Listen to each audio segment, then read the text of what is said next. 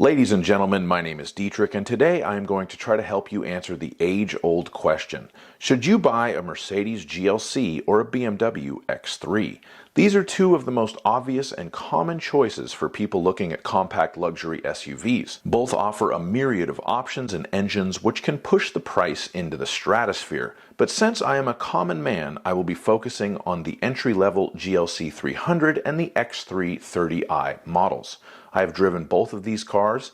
I have been in the car business for 17 years, and what I'm about to give you is my quote-unquote expert opinion, so you can take it for what it's worth. You only get one chance for a first impression, so we are going to start with styling. Both the X3 and the GLC are handsome cars, and living in Southern California, I see examples of both of them on a daily basis. Based on that environment, I think the Mercedes GLC is the better looking car. It somehow looks more expensive and exclusive than the X3 to me, even if neither of those things are technically true. I don't like the rear tail lights on the current generation of X3. I think they make the back end of the car look bulbous, and I also think the GLC feels and looks more luxurious on the interior as well. The point for styling goes to the Mercedes. Next, we will move on to the powertrains. Here, the two cars look very similar. Since we are comparing the GLC 300 and the X330i models, both of these cars have 2-liter turbocharged gasoline engines.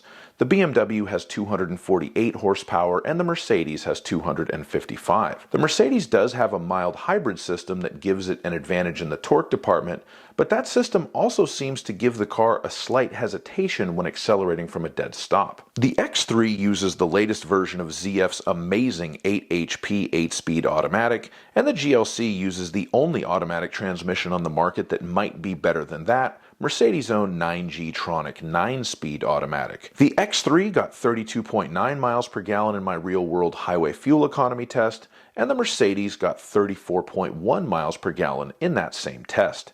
However, there is a level of unrefinement with the Mercedes 2.0 Turbo 4 that I just can't forgive.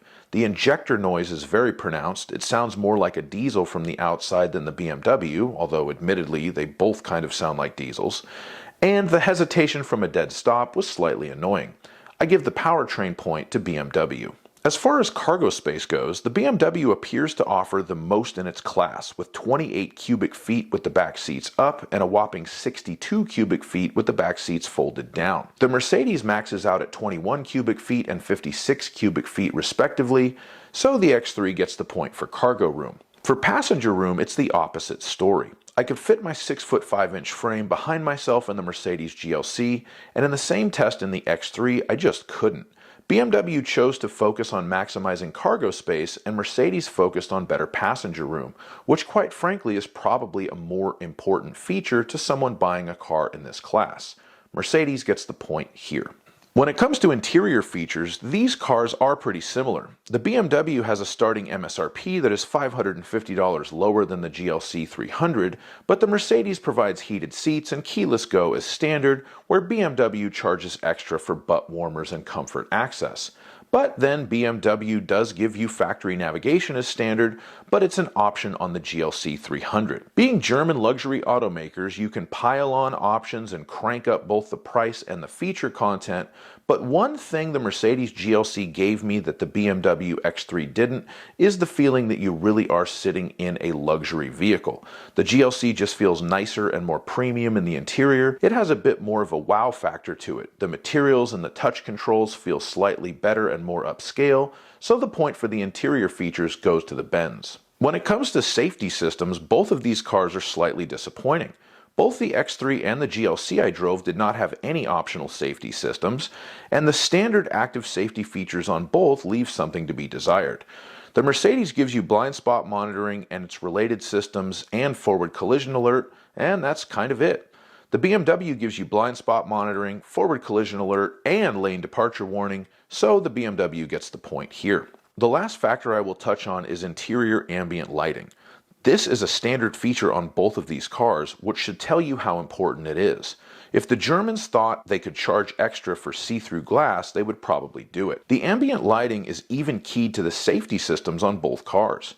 When you open the door on the X3 at night, the ambient lighting on the door lights up red to warn oncoming traffic. And the Mercedes Safe Exit Assist, which is keyed to the blind spot monitoring, lights up the ambient lighting on the door red if you try to open the door when there is a car coming. But the Mercedes provides more colors to customize the lighting at night, and it seems to be more extensively integrated into the cabin, so I will give the Benz the point here. So the final tally after all that is 3 points for the BMW and 4 points for the Mercedes, making the GLC the winner. At the end of the day though, buying one of these cars is a very personal choice.